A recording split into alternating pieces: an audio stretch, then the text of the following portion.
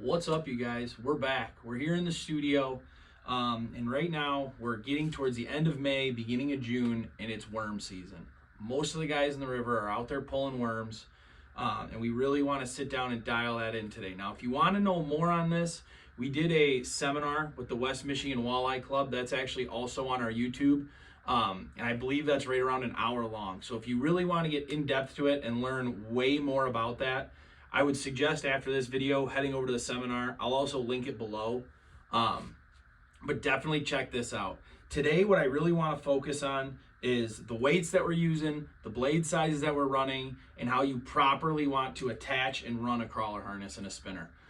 For some of you that are around here, I know it seems like it's simple for you, but a lot of this stuff, even the littlest details, can really help you out. So we'll talk about weights first. We'll get into blade sizes, and then we'll talk about kind of how to attach it. So over here, guys really run, there's four main sizes. I would say the two main sizes are a 2.5 and a 3 ounce bottom bouncer. But we sell four different sizes. So we sell a 2.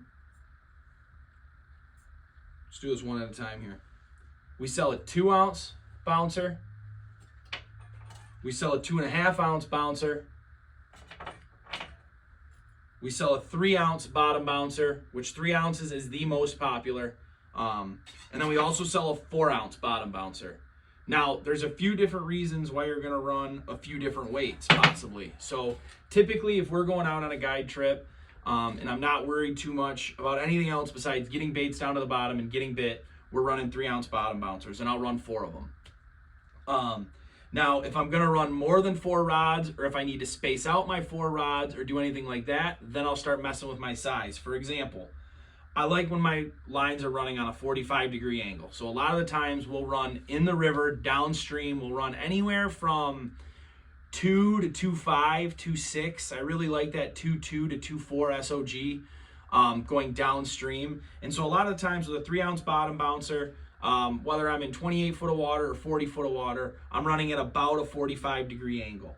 But what I can do is, if I want to run more rods, if I want to get more spacing, I can switch up my weights, right? Like if I use a 2.5, I'm going to have to let out more line. So I'm going to have more line out on those 2.5s. Maybe I'll run them on my outside rods and get them way back behind the boat and give myself a little bit more space. Or what I like to do a lot of the times, instead of having more line out, is I'll run a 4 ounce bottom bouncer, and I'll run those right off the back of the boat. So I'll run 2 3s off the side, and then I'll angle 2 of my rod holders, and I'll run the 4 ouncers right down off the back. So I've got less line. If I catch a fish, the fish on those 3 ouncers will come back and over the top, and I'll still be able to get them in. But if I catch them on a 4, I'll just bring them straight up, and they won't be in the way of your 3 ounce bouncers, if that makes sense. So if you're running faster, you might want to run more weight, so you'll have less line out.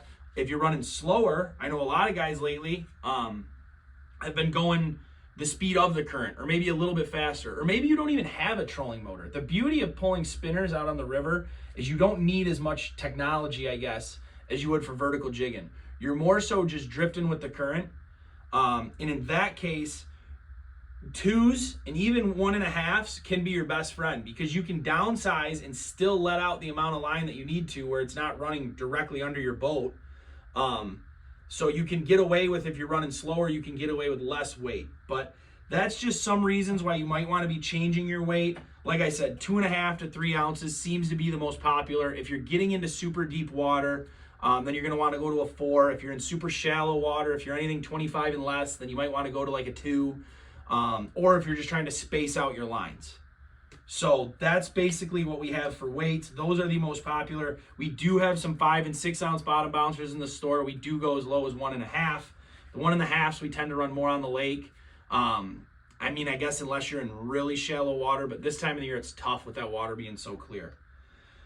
As far as blades go, guys, you have to have these 2 colors on your boat at all times. There's 1,000 different colors of blades that we're going to talk about. If you don't have a gold and you don't have a plain hammered silver, hammered gold, hammered silver are the best fish catchers and the most consistent on the river. All the other patterns do really well. We're going to get into some perch patterns, some whites. The Wonder Bread is one of the most popular colors, I would say, on the entire river. But if you're looking to just get started out, or you're looking to have like one go-to rod, always have a hammered gold or a hammered silver or both in the waters until the fish tell you otherwise. Hammered gold and hammered silver are the way to go. So now we're going to talk a little bit about size. The by far most common size on the river, just like these gold and silver ones, is a size 4. A lot of people run a size 4. A size 4 Colorado is the most popular. Willow blades work really well. Hatchet blades work pretty well. Boomerang blades have worked pretty well for us. But a size 4 Colorado is the #1 size that we're running out here on the river.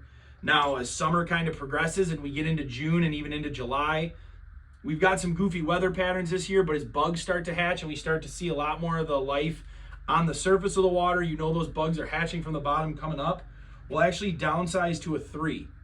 So you'll notice quite a bit of a difference between a 3 and a 4, but we'll downsize to a 3. And a little blade like this does wonders. It spins a lot faster, so you can run your baits a little bit slower. It also looks a lot more, it kind of replicates that bug look before the fish gets to that night crawler that it's gonna bite.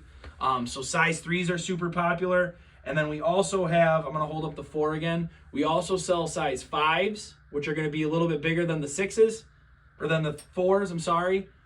And then we've got the 6s as well. I was thinking ahead. But we've got the 6s as well, which you can tell are quite a bit bigger. Now, those bigger blades are what we love running on Lake St. Clair. I love running them along the weed beds in the river. I like targeting my bigger fish with the bigger blades, although we do catch quite a few big fish on number 3s. The 5s and 6s just move a lot more water. They've got a big thump to them. You've got to go a little bit faster to get them spinning real good. But they do catch a lot of fish. We do catch a lot of our bigger fish on those blades, so don't be afraid to size up or size down if you're not getting bit on those 4s. You got to think, if you're fishing with 20 boats in your drift and every boat has 3 or 4 lines out there, you've got at least 60 rods. And out of those 60 rods, I would guess at least 45 to 50 of them, minimum, are running size 4 Colorados. So if you're running into a tough bite or you're out there on a weekend and there's a lot of anglers out there, switch it up. Switch up your blade size, maybe switch up your blade style, maybe go from a Colorado to a Willow, or try some of the hatchets or boomerangs. But you make a little change, whether it's blade size going bigger or down, you might notice a huge difference on catching fish because all those fish down there are seeing size 4 Colorados. So you can kind of switch it up a little bit. Let's talk about running these baits now. So you'll notice in the seminar I talk a lot about how I like to run them. And I love running them on a 45-degree angle, and I'll explain that why. But let me first show you guys how we're going to hook this up. So when we sell these bottom bouncers, they come looking just like this. They're easier to store this way. But a lot of times they're going to look exactly like this. It's basically a glorified 3-way rig, right? You've got your weight on the bottom. You've got a long bouncer here, a long piece of wire that this is what's supposed to be running on the bottom here. You've got a loop up here where you're going to tie your main line. We run 20 to 30 pound braid directly to our bottom bouncer. And then you're going to have a little swivel that's hanging off the back here. Now the swivel is where your harness is going to go. So you just simply pop this open. All the harnesses are going to come with a little loop. I don't know if you're able to see that on the camera, but they come with either a little loop or a little barrel swivel.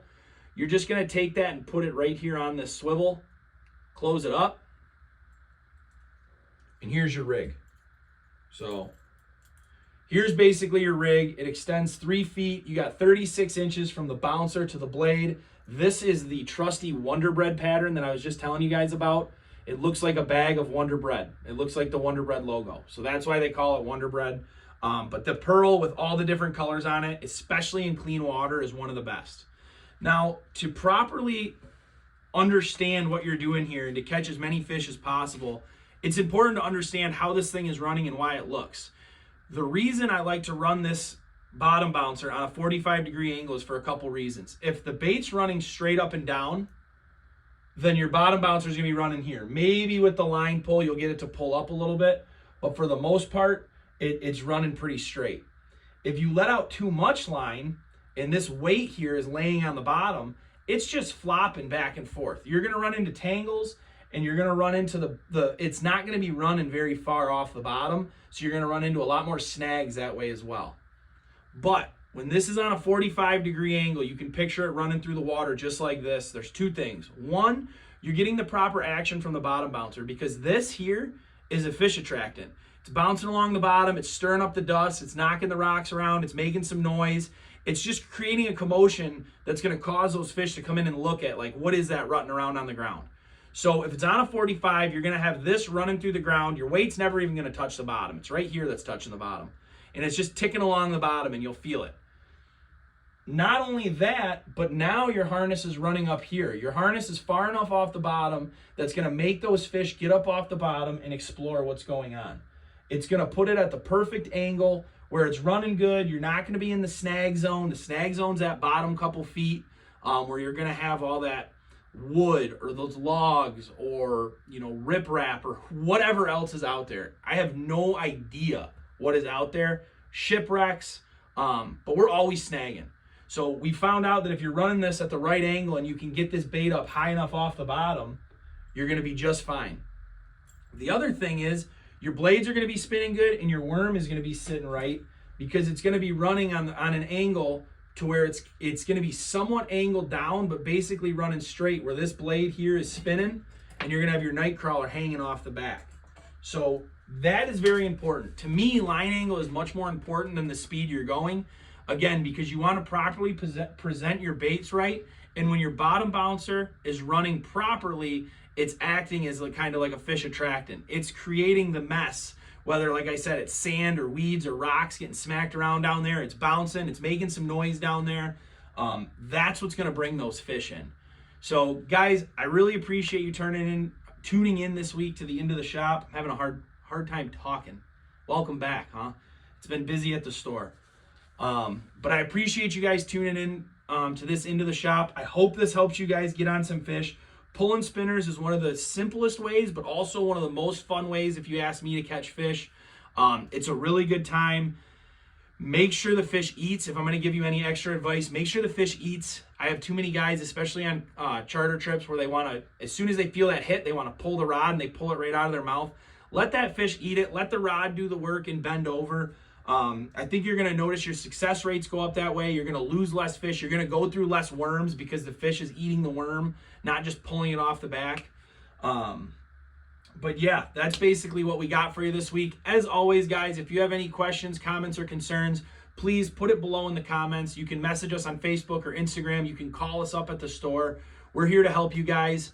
And again, if you want to learn more in depth about bottom bouncing, how we run our spinners, why we run our rods, the line, the blades, all that sort of stuff, go back on our YouTube channel, look up our seminar with the West Michigan Walleye Club. Those guys have been awesome. But we put our seminar up there, and I feel like it was a really good piece of information, and especially for right now, this time of year, end of May, all the way through July, St. Clair River, Lake St. Clair, I mean, obviously Lake Erie, Detroit River, they're catching them as well. Lake Huron, they get them on worms.